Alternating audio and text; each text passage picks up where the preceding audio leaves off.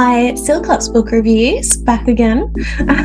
Today I'm going to be reviewing the Serpent Dove Trilogy, written by Shelby Mahurin or Mahurin. I can never say it correctly, even though I've heard it 1,000 times. Hope you enjoy. The Serpent and Dove Trilogy, written by Shelby Mahurin. Let's go with Mahurin. So first of all, the main genre for this series is primarily young adult and fantasy. It has witches, magic, romance, and forced marriage that makes it up, but is primarily young adult and fantasy. And how does the book compare with other books in the genre, or in this case, books? So the series starts off with a promising plotline. The main audience is primarily young adult, and I would have to say that the author managed that perfectly. How does it match up with my expectations? So I was disappointed with the overall plotline for this series. It has promise, but did not quite reach the mark in my opinion. So I do know quite a few people who swear by this series though. In this instance, I'll say that it did grab my interest, but it's still an interesting series, but it just wasn't for me, I guess. First of all, we have the first book, Serpent and Dove. Now, I listened to all three of these books via audiobook instead of actually reading the physical copy, which I do have. The summary. Bound as one to love, honour, or burn. 2 years ago, Louise LeBlanc fled a coven and took shelter in the city of Caesarine, forsaking all magic and living off whatever she could steal. There, witches like Lou are hunted. They are feared and they are burned. Sworn to the church as a chasseur, Reed Diggory has lived his life by one principle: thou shalt not suffer a witch to live. His path was never meant to cross with Lou's, but a wicked stunt forces them into an impossible union, holy matrimony. The war between witches and church is an ancient one, and Lou's most dangerous enemies bring a fate worse than fire. Unable to ignore her growing feelings, yet powerless to change what she is, a choice must be made, and love makes fools of us all. So this very first book was what drew me in. It was quite interesting. Overall, I gave this book 3 out of 5 stars. A bit about the plot and the theme. So the main female lead, Lou, must steal a relic called Angelica's ring, so that she can keep her magic a secret. Whoever wears the ring has the ability to turn invisible for a short period of time. Lou believes that she can use this ring to keep her safe from her past. While performing the heist, Lou and her friend Coco are spotted by Reed, the captain of the chasseurs. The chasseurs are those appointed by the church to hunt and kill witches. Unaware that Lou is a witch, Reed tracks her down to her hideout and attempts to take her into custody, only to be caught in a compromising position. To cover up any perceived impropriety, Reed and Lou are forced to marry. As expected, the relationship starts out rocky, but over time, Lou and Reed grow close. While attending a celebration, a large twist is revealed before the city is overrun with bad witches. To save those around her, Lou is forced to reveal her magic.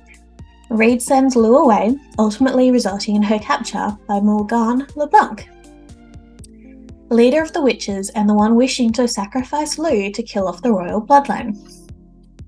Hence why she ran away. So a bit about the pacing, emotion, and ending and plot holes. So the book was the best of the 3 by far. Although much took place throughout, the story seemed to drag, making it hard to pay attention. I remember feeling very frustrated with the characters while reading and wanting to get to the action. The ending was left with a large cliffhanger, leaving you wanting the next book straight away, as it was a cruel ending. Next up, we have book 2, Blood and Honey. Once again, I listened to this via audiobook. The summary. After narrowly escaping death at the hands of the Dame Blancs, Lou, Reed, Coco, and Ansel are on the run from coven, kingdom, and church, fugitives with nowhere to hide. To elude the scores of witches and throngs of chasseurs at their heels, Lou and Reed need allies, strong ones. But protection comes at a price, and the group is forced to embark on separate quests to build their forces. As Lou and Reed try to close the widening rift between them, the dastardly Morgan baits them in a lethal game of cat and mouse that threatens to destroy something worth more than any coven. The analysis. So for this book, unfortunately, this was my lowest rated out of the 3. I only gave this book 1 star out of 5, and I feel awful doing it, but it was very, very hard to get through. Plot and theme. During the first half of the book, the character travels from place to place trying to acquire allies. Twice I thought the pacing was going to pick up with some interesting occurrences. However, when the section was over, the book slowed down once again. The second half of the book promised a pick-up in pace. The team started to hunt down Morgan after attending the Archbishop's funeral. Reed uncovers a shocking new skill he has trouble coming to terms with, as it goes against everything he was brought up to believe in. Lou must deal with the ramifications of her magic, causing her to hit rock bottom, while she tries not to lose herself along the way. Pacing, emotion, plot holes and ending. So apart from being very slow to get through, this book was also very dark and depressing. The characters are constantly hit with obstacles, causing an overhanging cloud of sadness. Apart from the constant sadness and heartache, the book did not seem to bring anything new. It was a typical filler. The end of the book annoyed me with the start of one of my least favourite tropes. It ended on a large cliffhanger with Reed's fate uncertain. And I apologise for all of the grammar and spelling errors in that slide. I did not proofread this well enough, I guess. I'll fix that up for my proper blog, but... Okay, and last of all, we have book 3 of the trilogy called Gods and Monsters. The summary. Evil always seeks a foothold, we must not give it one. After a heartbreaking loss, Lou, Reed, Bo and Coco are bent on vengeance more than ever before, and none more so than Lou.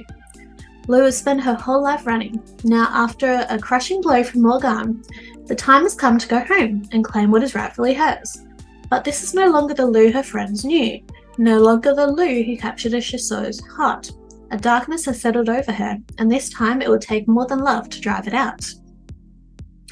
Now, I remember I was working in the bookshop when this book came out, and it was insanely popular. It had such a following. I was amazed, and it was what put this series on my to-be-read list in the first place. So I'm a bit shocked with the outcome.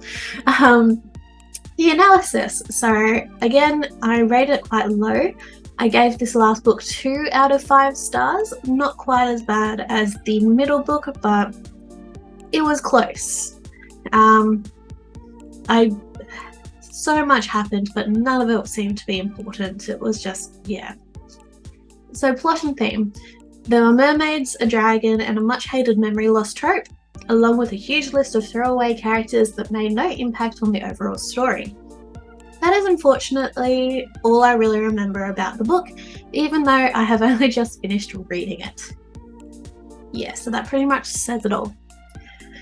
Plot, emotion, ending, and plot holes. Pacing, emotion, ending, and plot holes. Apart from the last few chapters and epilogue, this book was a mess of loose plot points that were only there to add length to the book. Many of the political points addressed in the first 2 books seemed to disappear, except for the last few chapters. I wanted to know how Lou and Reed ended up. I could have easily not finished this series otherwise. The plot seemed to go out the window during the second book, with ever-increasing absurd added filler to fluff out the page length. So overall, my recommendation for this trilogy. So I've heard many good things about the series and can understand where people are coming from. I personally could not keep myself focused while reading the books. I found myself zoning out and having to reread sections of text in order to know what was going on. Never a good sign. I feel that the first book was the best in the series. It opened up the world and introduced the characters nicely. Where the series went downhill was the second and last book. I feel that half of the second book was just filler, and the last book was not needed at all, so they could have been merged together easily. I feel that the series would have been a lot more manageable and successful if the last 2 books were merged together, reducing the trilogy into a duology. And my overall review, I feel horrible for this once again, but I only gave it 1.5 out of 5 stars. So I did not enjoy this series at all. I found it hard to keep my focus while both reading and listening to the books. Just not my cup of tea. I was determined to finish the trilogy, because I hate not finishing anything. But it was very, very hard. I remember having a sort of a debate with myself in front of my partner, who just sort of sat there nodding away. about why I needed to finish the book and that I couldn't just leave it. And of course, he's just like, just do what you want to do. But yeah, that is my review for the Serpent and Dove trilogy. Let me know what you thought about the series as well, and we can have discussion. Thank you. Bye.